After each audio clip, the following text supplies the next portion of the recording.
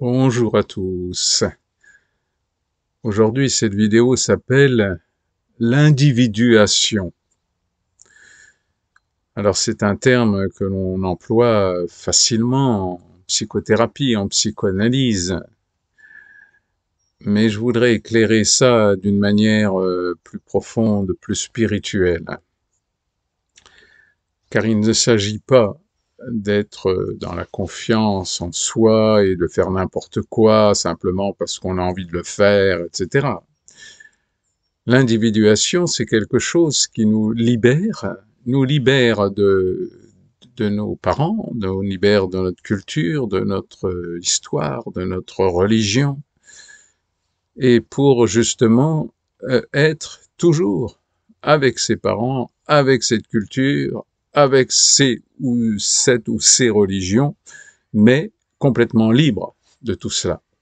Ça veut dire que par rapport à la réalité de mon monde, la réalité de mon entourage, la réalité du pays où je vis, qu'est-ce que je peux faire tout en n'étant pas soumis, tout en n'étant pas une sorte de copie conforme de ce qu'on attend de moi. Donc l'individuation, c'est vraiment quelque chose de très complexe. Et en psychanalyse, par exemple, on dit qu'il faut tuer son père et tuer sa mère. Mon maître disait, le vrai chemin spirituel, c'est être libre de papa et maman et rien d'autre. Tout cela, c'est vrai, mais à condition d'en comprendre la subtilité. Libre, ça ne veut pas dire contre. Libre, ça ne veut pas dire rejeter. Libre, ça ne veut pas dire abandonner. Libre, ça veut dire tout simplement d'avoir une distance, une conscience qui fait qu'on n'est plus un pantin par rapport à ce qu'on a reçu ou par rapport à notre personnalité qu'on a construite dans notre enfance pour survivre dans l'environnement qu'on avait. Donc l'individuation, c'est vraiment quelque chose de très complexe. Et c'est pour ça que la méditation, évidemment, dans toutes les spiritualités, on parle de méditation. Encore faut-il en comprendre le sens. Il s'agit bien de voir clair. Il s'agit bien d'augmenter son niveau vibratoire, son niveau de conscience, pour qu'on ne soit plus une sorte de pantin articulé par rapport à ce que l'on a vécu, par rapport à notre histoire, par rapport à ce que les autres attendent de nous. Je le répète, ce n'est pas de devenir contre quelque chose, contre quelqu'un. Sinon, on arrive à des personnalités qui sont des personnalités souvent coupées, clivées. On voit très bien ça dans les partis politiques extrêmes, où il y en a que c'est du rejet, si vous voulez, du rejet, c'est contre, c'est pas constructif, c'est contre. Alors qu'on ne peut, si on veut changer quelque chose un petit peu dans la société, c'est d'être avec, mais de mettre notre petite graine petit à petit pour essayer d'améliorer ce qui peut l'être et d'accepter ce qui ne peut pas l'être, en tout cas aujourd'hui, parce que parfois des situations ne peuvent pas encore être changées parce qu'elles sont pas prêtes, parce qu'elles sont pas mûres, que ce soit à l'intérieur de nous ou que ce soit à l'extérieur de nous.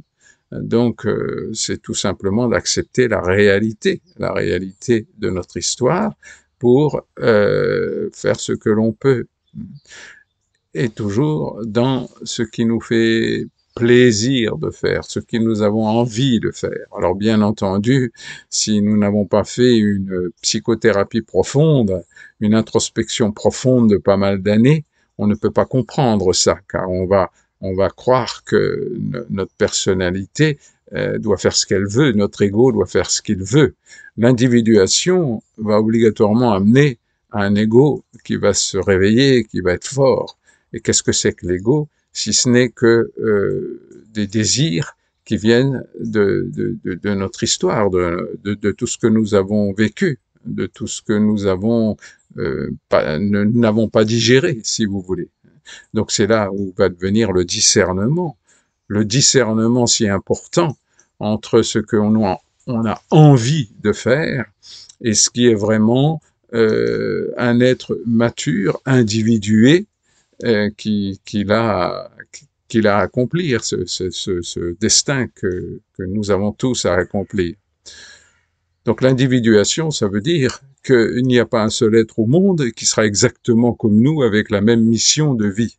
La mission de vie, il faut toujours la prendre avec une humilité incroyable, hein, car ça n'est pas du tout d'être un réformateur du monde, un sauveur du monde. Hein.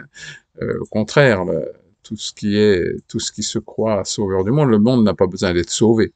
Il a juste besoin de se sauver soi-même pour voir clair, pour pouvoir donner ce qui est juste de donner et non pas ce que on a envie de donner par rapport à nos caprices d'enfant, hein, qui n'a pas voulu grandir.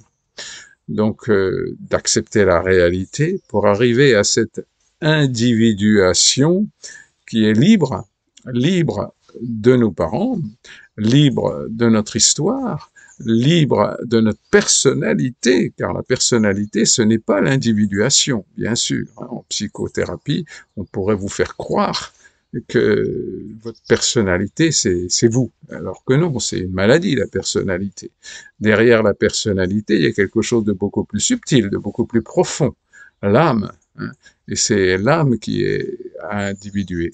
Comment on se rend compte si on arrive à une certaine individuation? C'est qu'on a compris qu'on ne peut qu'être comment dirais-je, le serviteur intérieur de ce qui nous est demandé par l'univers entier. Mais ce serviteur, il est humble, il est avec juste ce qu'il peut faire là, aujourd'hui, et ce qu'il ne peut pas faire, il ne peut pas le faire. Il n'y a pas à se forcer, c'est pas avec la volonté, bien entendu. Donc l'individuation, c'est quelque chose qui nous amène à l'humilité, mais à une paix intérieure, puisque on fait ce qu'on peut, on fait pas ce qu'on peut pas, on s'amuse très sérieusement, mais on s'amuse avec la vie. C'est pas quelque chose de s'en moquer, non. Donc on s'investit, bien sûr, mais on s'investit avec simplicité, avec nos limites, que l'on apprend à respecter, nos vraies limites, et non pas nos fausses limites. Hein. Donc c'est pas la peur qui doit nous diriger, hein. Mais c'est derrière la peur, il y a tout simplement des faux désirs qui ne correspondent pas à notre individuation personnelle. C'est-à-dire que quand on arrive à cette individuation personnelle, on se rend compte qu'on a une liberté intérieure, mais qui est guidée par quelque chose qui nous dépasse, bien sûr, et c'est une sorte d'obéissance. Mais c'est une obéissance à ce qu'il y a de plus subtil à l'intérieur de nous et à l'univers entier, donc à la nature, si vous voulez. Hein.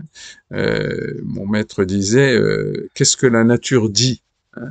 Par exemple, je voyais quelqu'un qui était venu me voir et qui finalement, dans son histoire, mettait beaucoup plus d'importance à aider ses parents, qui ne voulaient pas s'autonomiser, qui voulaient rester un peu infantiles et se laisser aller sans s'occuper d'eux-mêmes, vraiment, et en négligeant ces enfants qui n'étaient pas adultes, hein, bien sûr, des enfants assez jeunes encore. Donc, vous voyez, c'est là, faire passer ses parents avant ses enfants, c'est une aberration la plus complète. Les parents sont là pour s'occuper des enfants, mais les enfants sont pas là pour s'occuper des parents. Donc après, si vraiment à la fin de la vie, on a quelque chose à voir avec ses parents, mais à condition qu'on ait des parents qui soient pris en charge. Sinon, on doit prendre de la distance le plus possible. C'est à eux de gérer leur histoire. C'est pas aux enfants de gérer l'histoire des parents. Donc, si on a des parents qui se laissent aller, qui fument, qui boivent, qui ne se prennent pas soin de leur vieillesse en continuant à travailler sur leur corps, en travaillant dans leur autonomie personnelle, en faisant beaucoup d'efforts, mais d'efforts dans le sens de ne pas être un poids pour les autres, si vous voulez. Donc sinon, faut prendre de la distance de ces parents-là. Hein. Il faut sûrement pas se sentir obligé de les aider. si eux-mêmes ne veulent pas céder. Voilà, bon, je vais un peu dans tous les sens, mais vraiment, c'est de comprendre ce processus d'individuation que nous avons tous à découvrir et qui n'a rien à voir avec la personnalité, pour être tout simplement le serviteur de Dieu, si vous voulez, mais le serviteur de notre Dieu intérieur, avec ce qu'il nous demande, et ce qu'il nous demande est toujours une possibilité. Ça ne veut pas dire que c'est confortable, hein, je vous assure que pour moi, c'est pas confortable du tout. Mais c'est uniquement ce qu'on sent qui est juste, et on devient un individu serviteur.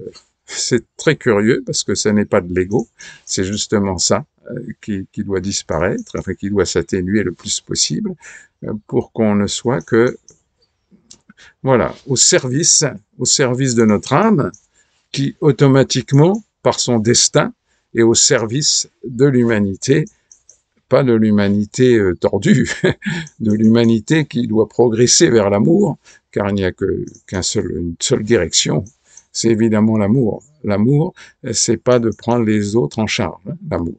C'est aimer pour que chacun se prenne en charge. Voilà, j'ai essayé d'expliquer ce processus si complexe d'individuation et qui ne peut pas se faire en 8 jours, croyez-moi. Plein de tendresse, plein d'amour et toujours du soleil dans votre cœur. Au revoir.